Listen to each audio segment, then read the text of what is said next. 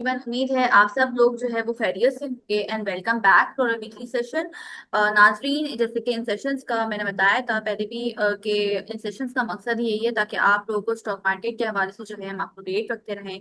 इसके अलावा नाजरीन अपने फ्रेंड्स और रिलेटिव्स को भी अपने सर्कल में भी जो है ये वीडियो जरूर शेयर किया करें ताकि वो लोग भी स्टॉक मार्केट में भरपूर तरीके से काम कर सकें, अपने पोर्टफोलियो को बेहतरीन अंदाज में मैनेज कर सकें।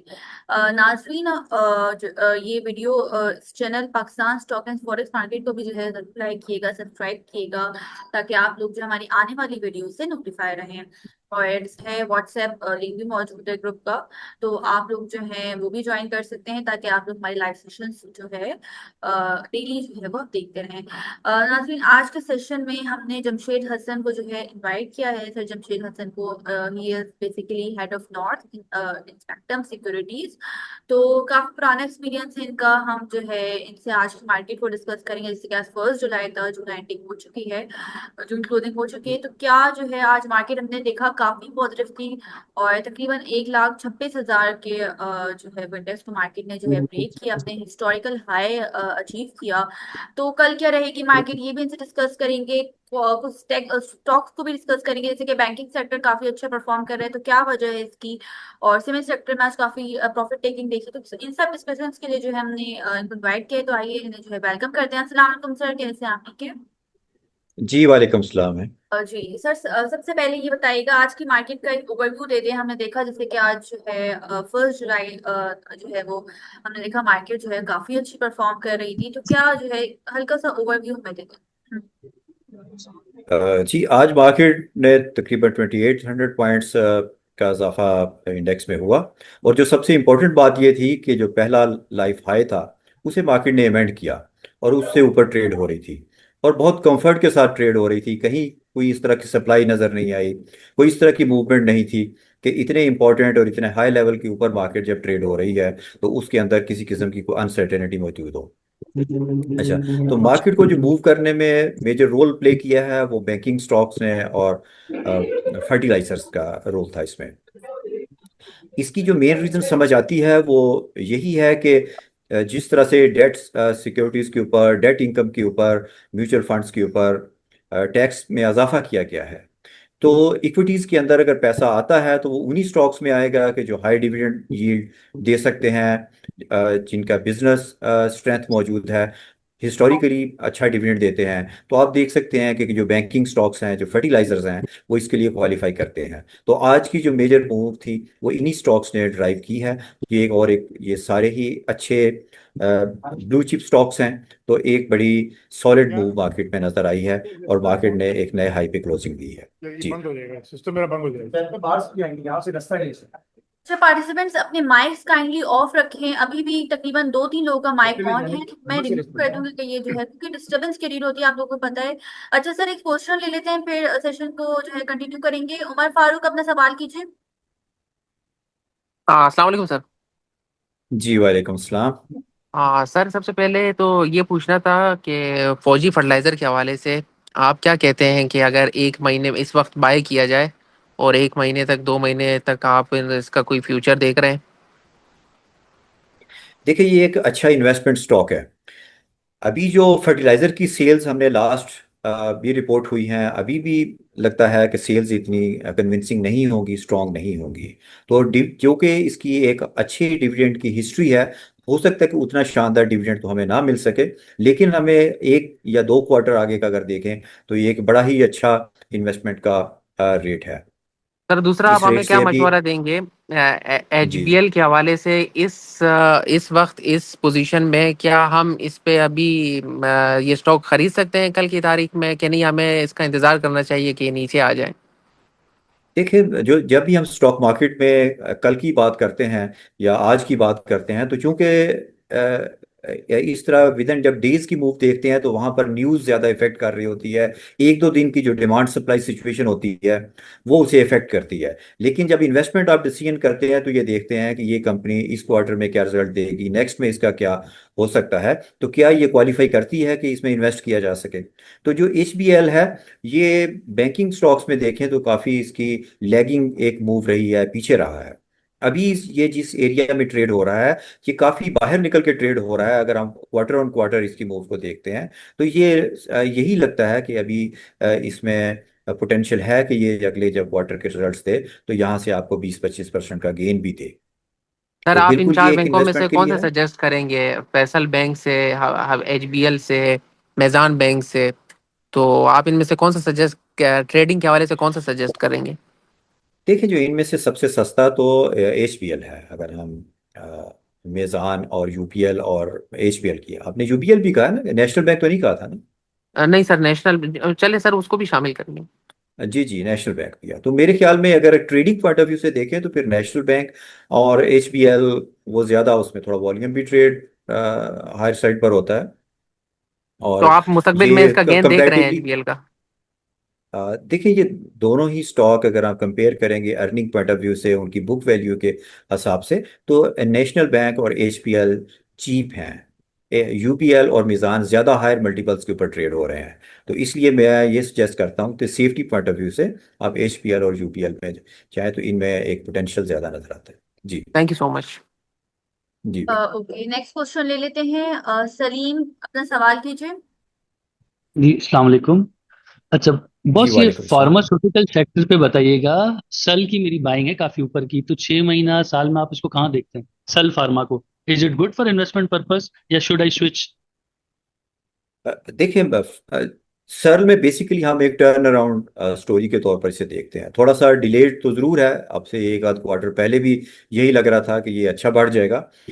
मेरे नज़दीक तो ये एक इन्वेस्टमेंट स्टॉक है, इसमें इन्वेस्टमेंट करनी चाहिए, रखनी चाहिए। तो 1 से 2 क्वार्टर में इसे एक अच्छा गेन, कम से कम 30 से 40% का गेन इस एरिया से देना चाहिए। इसमें आगे चीज़ें बेहतरी की तरफ जा रही हैं। जी।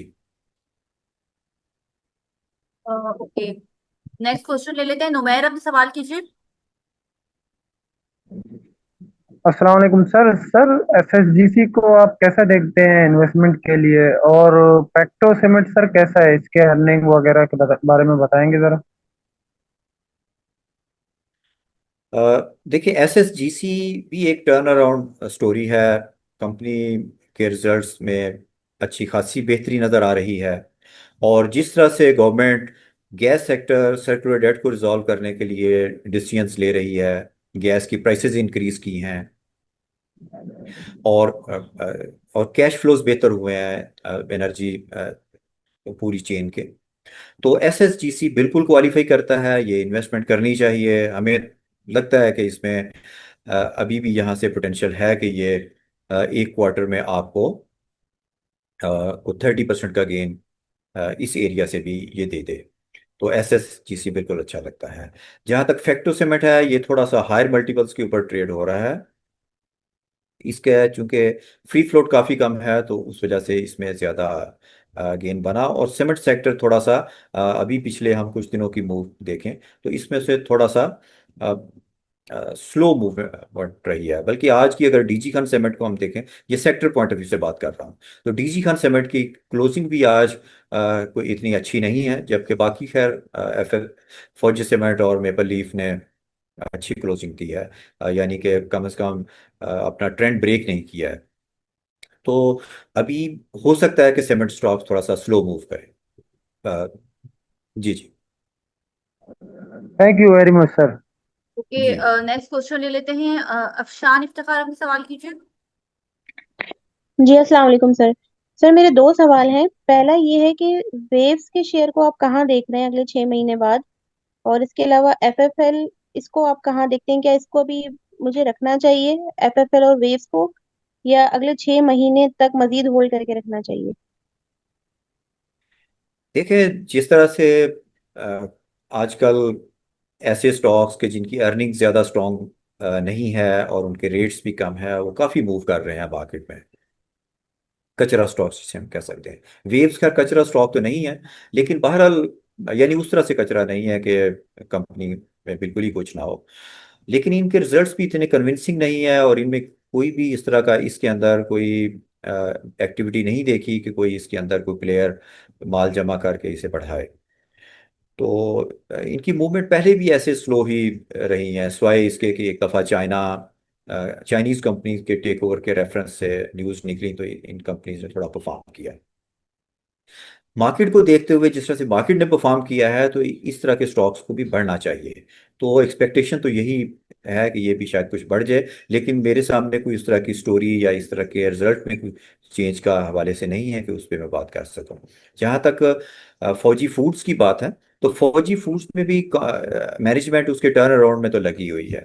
अगर किसी तरह से इस बजट में तो नहीं हो सका कि टैक्सेस में इन्हें कुछ छूट मिली, अलबत्ता इनके मार्जिन्स पहले से कदरे बेहतर हुए हैं। और फौजी फूड्स चूंकि सेक्टर भी फूड सेक्टर है, तो थोड़ी सी भी इसकी कंपनी के फाइनेंशियल्स में बेहतरी इसके रेट में अच्छी बेहतरी लेके आएगी, जो कि इसका 20 रुपीज़ की तरफ इसका रेट जा सकता है।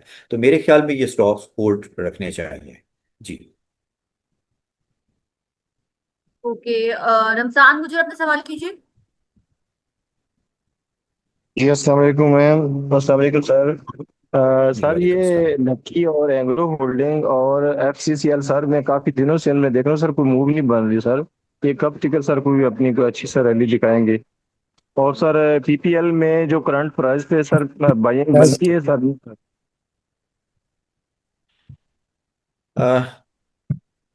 देखिए, जो स्टॉक भी रुके हुए हैं वो कंसोलिडेशन एक फेज से गुजर रहे हैं। ओवरऑल मार्केट का बिहेवियर अच्छा लगता है। मार्केट लगता है कि अभी ये आने वाले वक्त में मूव करेगी। ना सिर्फ ये है कि फाइनेंशियल साइड से मार्केट को सपोर्ट मिल रही है, फंडामेंटल्स यानी सपोर्ट इसकी मौजूद है, उसके अलावा जो मुल्क के अंदर एक स्टेबिलिटी की एक फजा डेवलप हुई है, उस वो भी मार्केट को सपोर्ट कर रही है। तो ये जो स्टॉक्स अभी नहीं चल रहे, ये भी जरूर मूव कर सकते हैं। बाकी जहां तक पीपीएल की बात है, तो ये स्टॉक अभी एक तो इनके अंदर मूव इस तरह से हो सकती है कि जो सेक्टर डेट का जो पैसा है उनके रिलीज होने से, जो गवर्नमेंट ने अरेंजमेंट किया है बैंक से एक लोन का, तो ये एक्सपेक्टेशंस हैं कि शायद नेक्स्ट वीक में ये डिसबर्समेंट हो जाए, तो उसके ऊपर एक मूव तो इनके अंदर आ सकती है। बाकी पीपीएल में कोई भी डिप हो, कोई भी ऐसी चीज हो, ये बिल्कुल खरीदना चाहिए। ये पीपीएल, ओजीडीसी, पीएसओ, ये सभी बेनिफिट करेंगे और अच्छे लगते हैं। जी। सर शॉर्ट टर्म के लिए?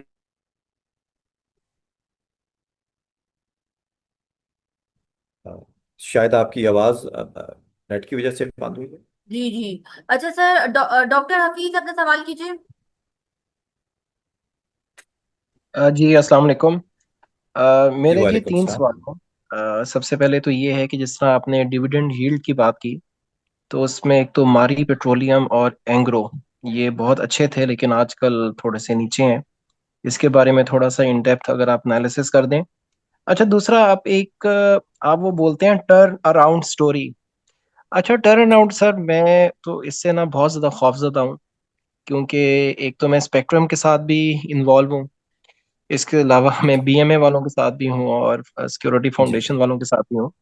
तो उसमें भी जी हमारे जी एक बहुत अच्छे दोस्त हैं, तो वो ये लाइन बोलते हैं, टर्न अराउंड स्टोरी जी डेवलप हुई है जी ट्रेड के जी अंदर और आप इसको बाय कर लें। जिस पे भी उन्होंने ये सेंटेंस बोला है ना, टर्न अराउंड स्टोरी, वो जी स्क्रिप्ट जी उसके बाद नीचे ही गया। तो जी जी ट्रेड जो है वो उसके बाद कभी नहीं ऊपर आया। उन्होंने कहा जी टर्न अराउंड स्टोरी हो रही है। तो आपने भी बड़ी दफा यूज किया, माजरत के साथ मुझे ना वो खौफ ज्यादा मैं हो गया कि अच्छा। और तीसरी चीज सर, मैं बड़ी माजरत के साथ एक बात करूंगा। अब हमारा असल वो फिर इंडेक्स का बात मैं अच्छा, आप बाद में ये क्वेश्चन पूछ लीजिएगा, इसलिए कि फिर मैं भूल जाऊंगा कि किस पे बात जी जी करनी है और सर, क्या सर करनी प्लीज है। Please please sir, please please. तो इसमें ये होगा कि पहले टर्न अराउंड स्टोरी पर बात कर लें, या आपने जो एंग्रो और इट दूसरा इज माड़ी अप का टू यू मेरे ख्याल सर, में बात की। It is up to you जी सर, जी। इट इज अप टू अच्छा अच्छा, इसमें यह है कि देखिए, माड़ी का आप अगर पिछले एक साल में मूव देखें तो कितनी बड़ी उसकी मूव आई है। कंपनी ने स्प्लिट भी किया, उसके बाद फिर वो रेट बढ़ गए। तो ये एक बहुत बड़ा प्राइस गेन है इसके अंदर। अभी इसके अंदर थोड़ा कूल डाउन पीरियड चल रहा है। थोड़ा सा बढ़ने की वजह से ये हायर मल्टीपल्स पर भी चला गया है। यानी कि अगर हम इसके सेक्टर को ही देखेंगे ना, कि ऑयल एंड गैस सेक्टर में देखेंगे, तो ऑयल एंड गैस सेक्टर में बाड़ी पेट्रोलियम हमें माड़ी एनर्जीज जो है वो हायर मल्टीपल्स पर ट्रेड होता हुआ लग रहा है। लेकिन उसके बावजूद ये कंपनी, मैं अभी भी कहूँगा कि अगर किसी ने लॉन्ग टर्म इन्वेस्टमेंट करके रखनी है एनर्जी स्टॉक्स में, तो वो माड़ी एनर्जीज को ही सिलेक्ट करे। इसे कैश फ्लोज के इश्यूज नहीं है, कंपनी एक्सपेंशन में भी जा रही है, नए सेक्टर्स में भी इन्वेस्टमेंट्स लेके जा रही है।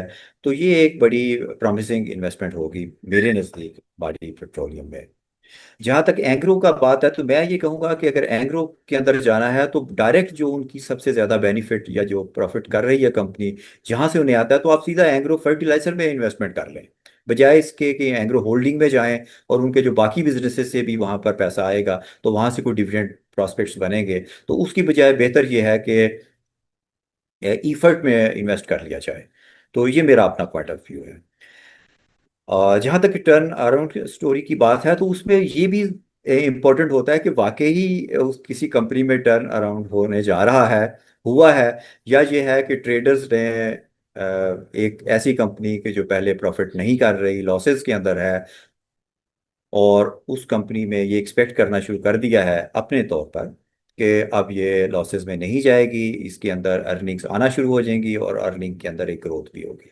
तो ये आप ऐसे किया करें कि जब भी कोई कहता है कि इसके अंदर टर्न अराउंड स्टोरी है, तो उसको स्टोरी थोड़ी सी सुन भी लिया करें कि अच्छा, फिर आप थोड़ा एक्सप्लेन भी कर दें कि जो टर्न अराउंड होने जा रहा है इसका इम्पैक्ट कितना होगा, कितने टाइम में हो सकता है।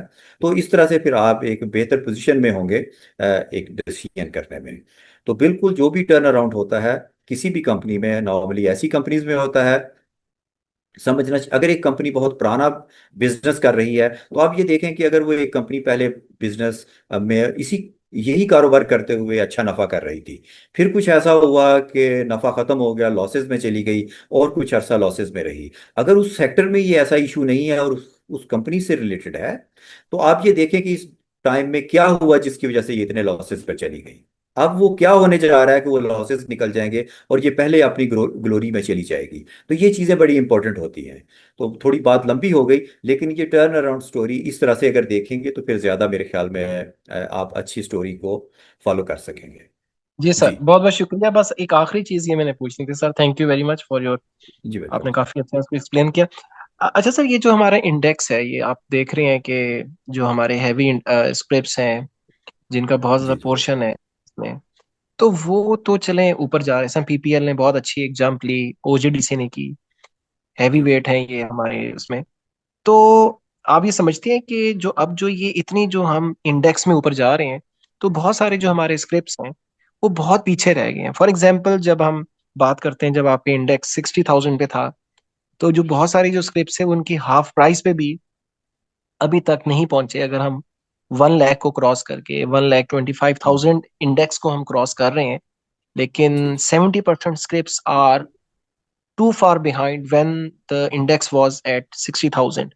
तो क्या ये इकोनॉमिक स्टेबिलिटी, क्या हमारी पॉलिटिकल स्टेबिलिटी से नहीं आती? अभी आपने एक बात कही कि ये पॉलिटिकल स्टेबिलिटी है, मैं इसको जरा थोड़ा सा अंडरस्टैंड ही करना चाहता हूँ कि जब हम न्यूज़ चैनल देखते हैं या कोई और चीज़ देख रहे होते हैं, तो उसमें मुझे कोई इतनी पॉजिटिव चीज़ें नजर नहीं आ रही, मसलन गवर्नमेंट की।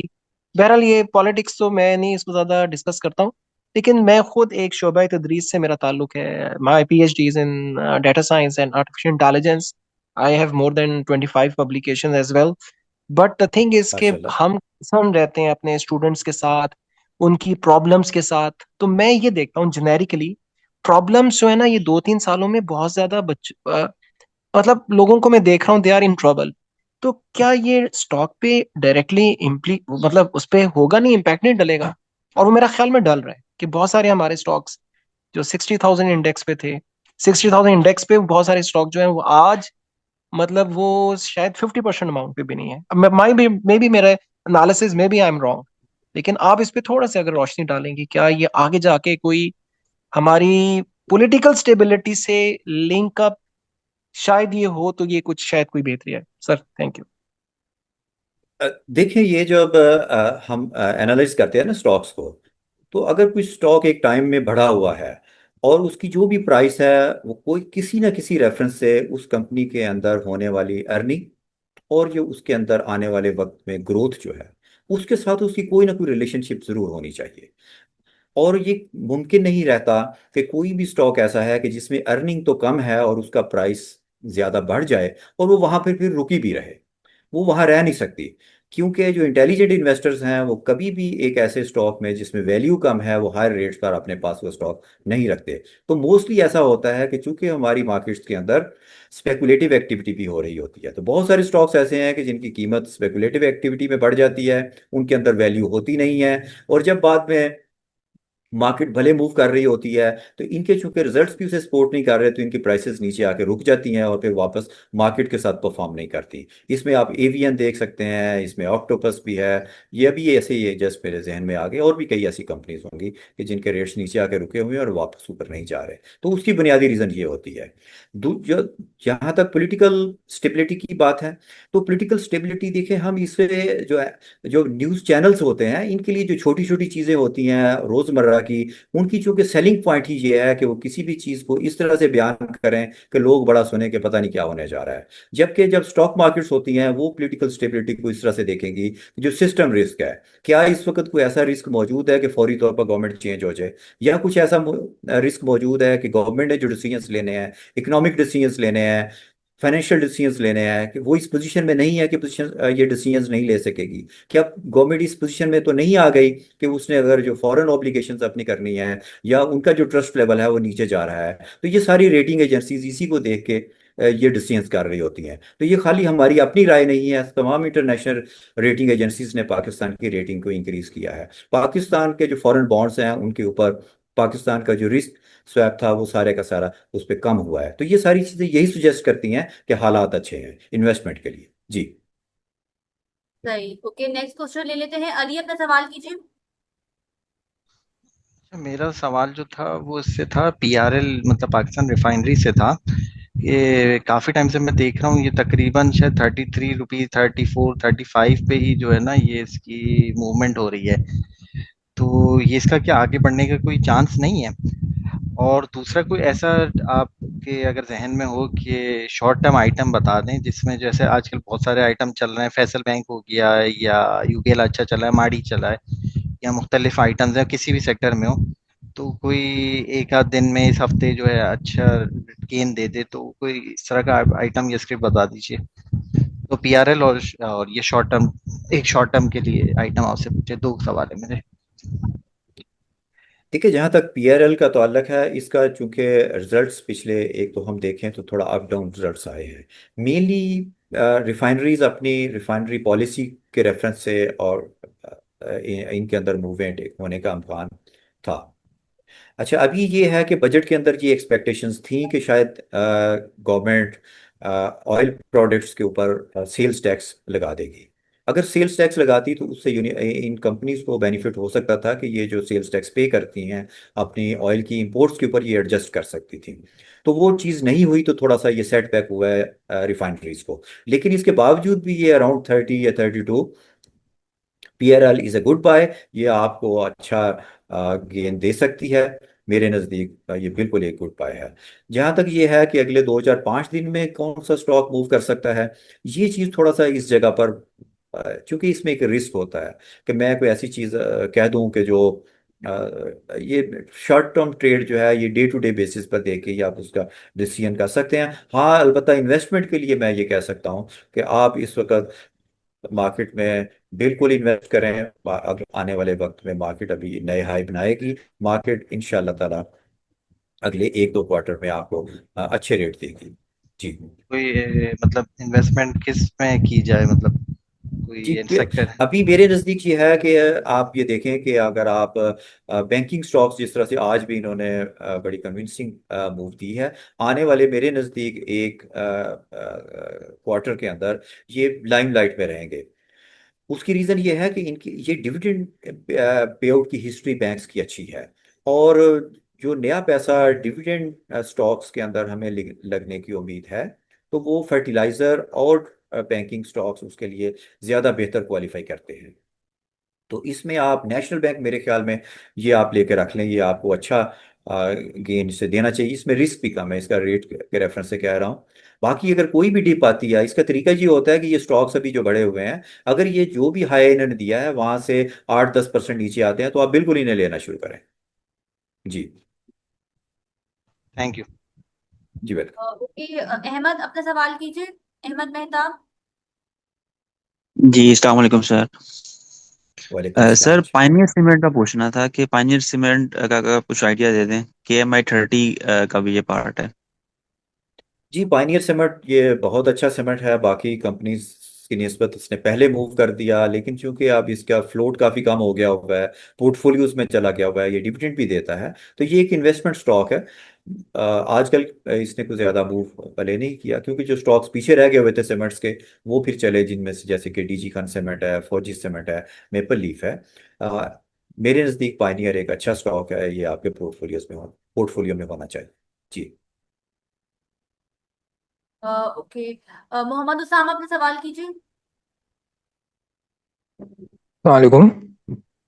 वालेकुम सलाम जी। जी सर, मेरा क्वेश्चन ये था कि फार्मा सेक्टर में अभी आपको कौन से अंडरवैल्यूड स्टॉक लगते हैं, उसके बारे में बता दें जो आपको बेहतर लगते हैं। और सेकेंडली ये कि FABL और बैंक इस्लामी, इन दोनों में क्या अभी भी आपको गुंजाइश नजर आती है बढ़ने की? जी मैं पहले बैंक्स पे बात कर लूँ।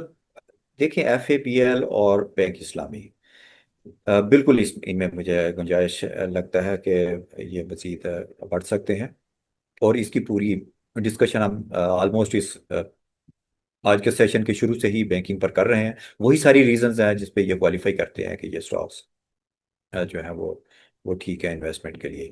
फार्मा सेक्टर में जहाँ तक चीज़ें, मेरे नज़दीक तो सर्ल भी बड़ी अच्छी बाइक है, बिल्कुल आपके पोर्टफोलियो में हो। AGP अच्छा है। हेलियन, अगर आप बड़े स्टॉक्स में जा सकते हैं, तो फिर अगर आप पोर्टफोलियो इन्वेस्टमेंट करते हैं तो आप हेलियन भी ज़रूर लेके रखें। जी।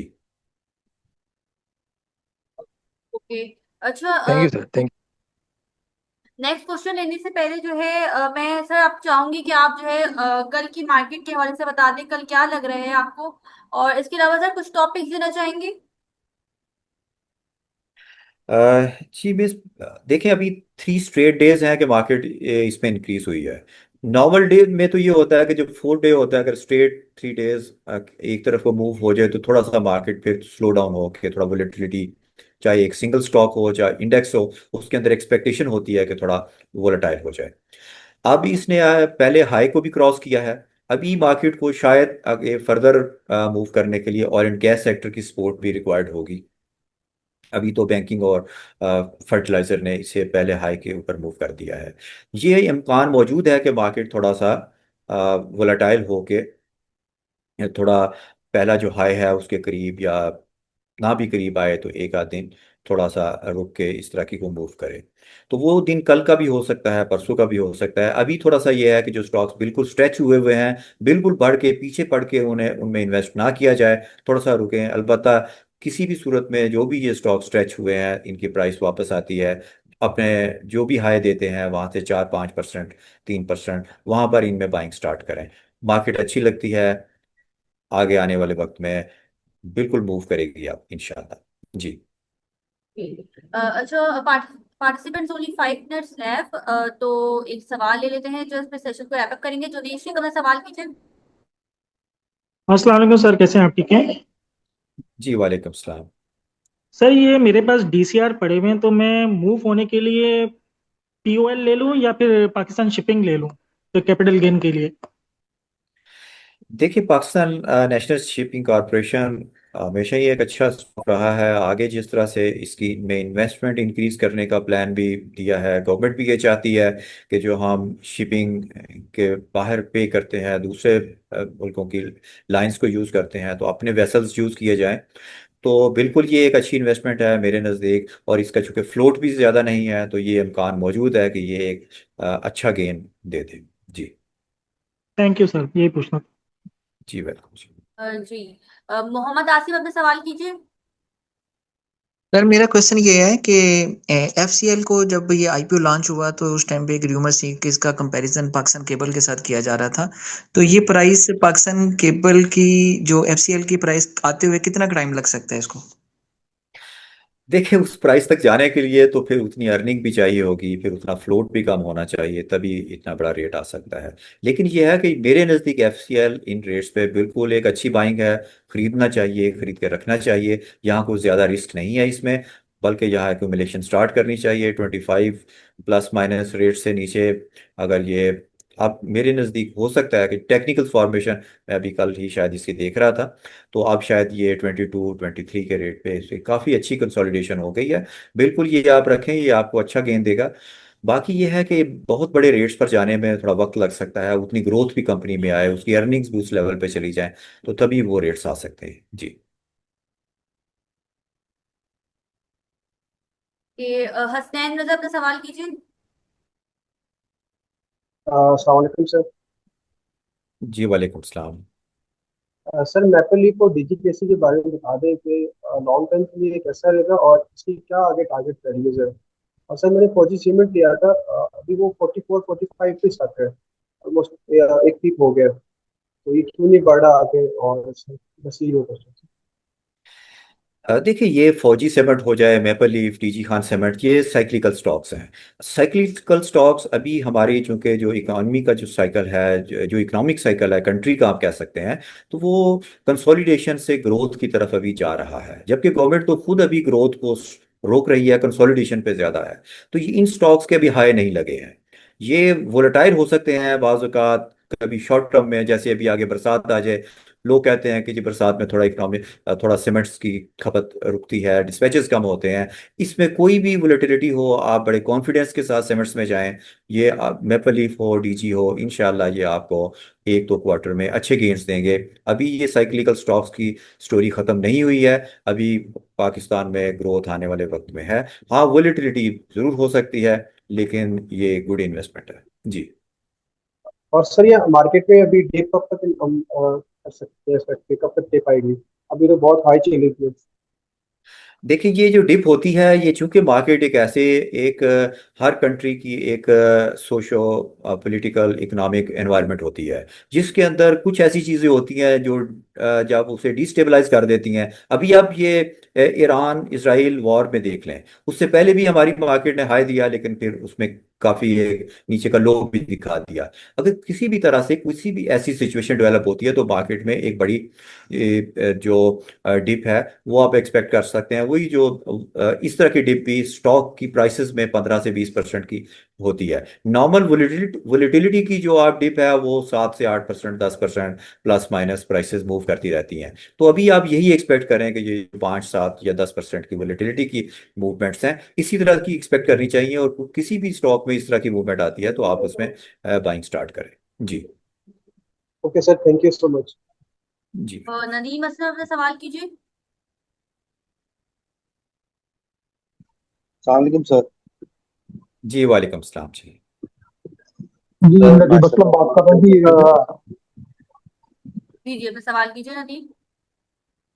जी सर, जी मेरा क्वेश्चन ये था कि मिलर ट्रैक्टर के बारे में बताइएगा कि मेरे पास इसकी बाइंग मैंने 586 से की हुई थी, और मेरे पास अभी इसको एवरेज करते हुए 550 तक लेकर आया हूँ। तो मेरे पास 1400 ये है। तो इसमें थोड़ा सा बता दीजिएगा कि ये अभी साइडवे पे है, तो ये क्या फ्यूचर में क्या करूँ, इसको पोल से या किसी और से 50% एडजस्ट कर लूँ कहीं पे जो नीचे स्टॉक है ऑयल एंड गैस के, या इसको अभी रखे रखूँ? देखिए, मिलर ट्रैक्टर हमेशा के लिए एक अच्छा स्टॉक है, आप इसमें रहें। ठीक है, अभी ये थोड़ा साइडवेज प्ले कर रहा है, इसने पहले चूंकि बोनसेस वगैरह भी उसमें काफ़ी आ रहा है दिए, ना, कुछ मैंने इसके रेंज पे केस का ग्रुप भी पे चर्चा पढ़ रहा। डाला है ना भाई। लेकिन वही और मैं कुछ आपको डिमांड फार्म मशीनरी की इंपोर्ट के बारे में भी न्यूज़ चली। लेकिन इसके बावजूद आप मिलत में रहें, आप वेट करें, इंशाल्लाह आपको ज़रूर आपकी इन्वेस्टमेंट पे अच्छा रिटर्न मिलेगा। ये एक अच्छा स्टॉक है जी। थैंक यू सर, थैंक जी वेलकम। जी आपको मेरा ख्याल है मुझे कहा था, नदीम असलम बात कर रहा हूँ जी जी बात सवाल करने के लिए। जी जी सवाल कीजिए। सेशन बस एंड होने वाला है, अपना जी सवाल कीजिए फिर सेशन एंड करते हैं। जी जी जी जी शुक्रिया आपका सवाल लेने का। ऐसा है, ATRL के बारे में, अटक रिफाइनरी के बारे में एक क्वेश्चन है कि जब मैंने इसको कैलकुलेट किया तो इसका पर शेयर कैश इनके पास 700 रुपये है तकरीबन, और शेयर की प्राइस 700 रुपये से भी कम है। ये ऐसे ही है जैसे कोई आप दुकान जो है वो 70 लाख में खरीदे और उनकी तजूरी में 70 लाख रुपए भी पड़े हों, और आपको रनिंग बिजनेस सामान के साथ मिल जाए और साथ तजूरी भी मिल जाए। ऐसा दुकान में तो मुमकिन नहीं, लेकिन कभी कभी स्टॉक्स में हो जाता है। इस पे आपका क्या तबसरा है? और दूसरे मैंने ये पूछना था कि गैट्रॉन इंडस्ट्रीज किसी जमाने में बड़ा पॉपुलर स्टॉक होता था, आजकल उसको क्या हुआ है? और वो अभी भी नफे में नहीं है, मगर पिछले चंद सेशन से या 2 हफ्ते से वो एकदम से ऊपर जाना शुरू हो गया, जबकि कंपनी अभी भी लॉस में। जी जी शुक्रिया। जी वेलकम जी। देखें, ये जो आपने एनालॉजी ड्रॉ की है अटक रिफाइनरी के लिए, ये बड़ी अच्छी है। बिल्कुल ऐसे ही है कि उसके पास इतना बड़ा कैश पड़ा हुआ है। लेकिन इसमें एक और भी चीज़ मैं ऐड अप कर देता हूँ कि जो माइनॉरिटी शेयर होल्डर होता है, वो जो कैश तिजोरी में पड़ा हुआ होता है, वो शीशे के इधर से देख सकता है। वो जब तक उसे दिया ना जाए उस तक उसकी एक्सेस होती नहीं है। अलबत्ता ये एक स्ट्रॉन्ग कंपनी है। आप रिफाइनरीज में आप देख सकते हैं जो बड़ा प्रॉफिट भी करती है। इसे कुछ जियोग्राफिकल इसकी पोजीशनिंग की वजह से भी बेनिफिट्स भी हैं। और आगे जब ये मॉडर्नाइज करने जाती है अपनी रिफाइनरी को, तो इसका कैश इसे सपोर्ट भी करेगा। तो बिल्कुल ये एक इन्वेस्टमेंट केस बनता है, इसमें बिल्कुल खरीदना चाहिए। और इसके बड़े अच्छे प्रोस्पेक्ट्स हैं।